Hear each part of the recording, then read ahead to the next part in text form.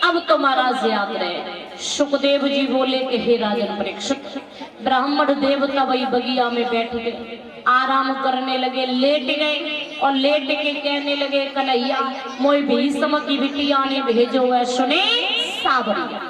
महाराज भजन करते करते हुए तो सोई गए और जैसे सोए कन्हैया कहने लगे बताओ रुक्मिणी को पत्र लेके आए, ब्राह्मण देवता रस्ते में सोई गए। कन्हैया ने पार्षदों से कहा सुनो, जो कुंदनपुर के सीमा में जो बाग है ना, उस बाग में देखो ब्राह्मण देव सो रहे, उन्हें उठा करके द्वारिकापुरी में लिटा दो। ब्राह्मण देवता को उठाई के द्वारिकापुरी में लिटा दिया और जैसे ही लिटाया द्वारिकापुरी में,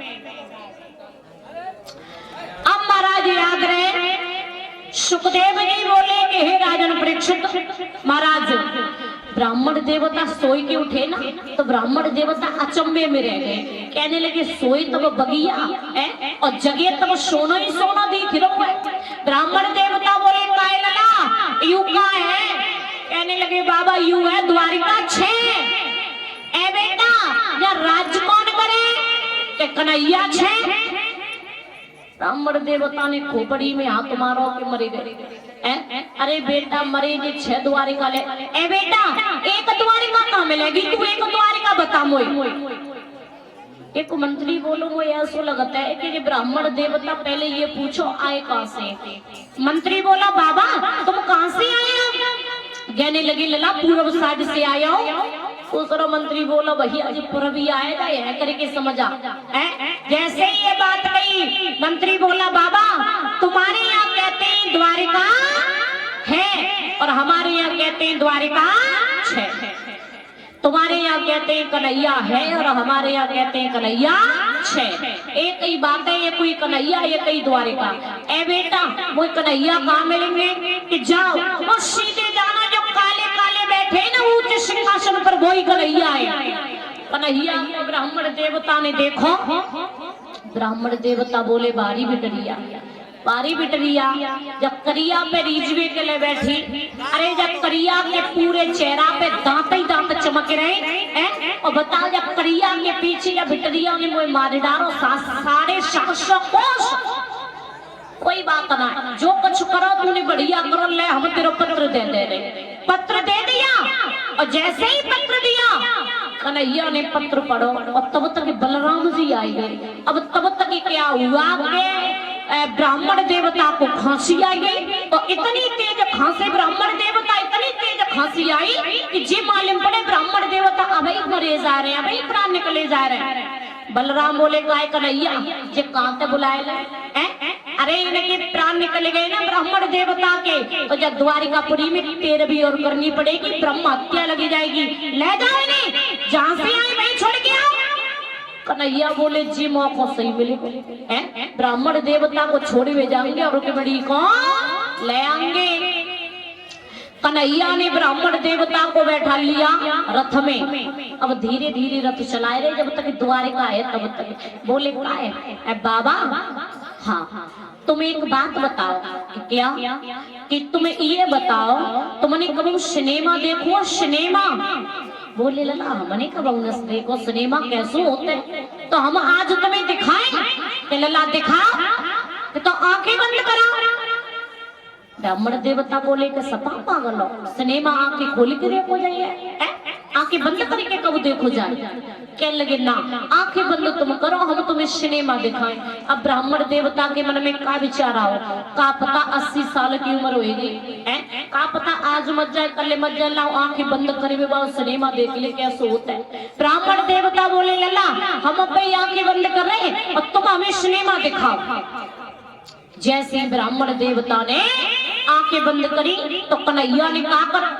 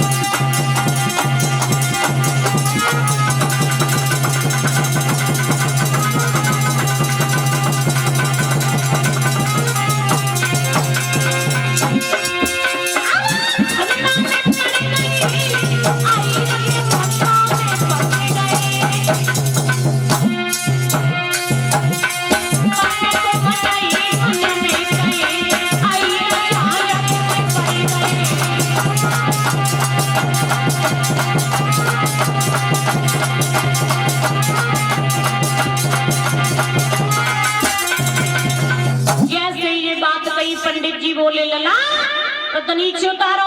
अरे बेटा तुम गई रथ नीचे उतारो। जब तक रथ नीचे उतारो पंडित जी बोले लला पीताम्बर गिरी गो। कन्हैया बोले पीताम्बर रहेगो द्वारिकापुरी में, तुम आएगे कुंदनपुर में। ब्राह्मण देवता बोले लला जो अच्छो सिनेमा दिखाओ। अरे ऊपर तक गिरते ना एक हड्डी पसली ना मिलती, इतनी पसुरिया ना मिलती जो ले जाए के औलाद हमारी पिंडदान श्रद्ध कर देती है। तो सिनेमा दिखाओ जाते हैं। ब्राह्मण देवता बोले लला हकीकत में कहते हैं कि अहिरब बुद्धि 12 बजे आवे। कन्हैया बोले क्या कह रहे हो तुम? ब्राह्मण देवता बोले क्या कह रहे? जी कह रहे हैं अहिरब बुद्धि 12 बजे आवे। तो कन्हैया बोले सुनो तुमने कह तो गई कि अहिरब बुद्धि 12 बजे आवे, लेकिन कहते क्यों है कि अहिरब बुद्धि 12 बजे आवे?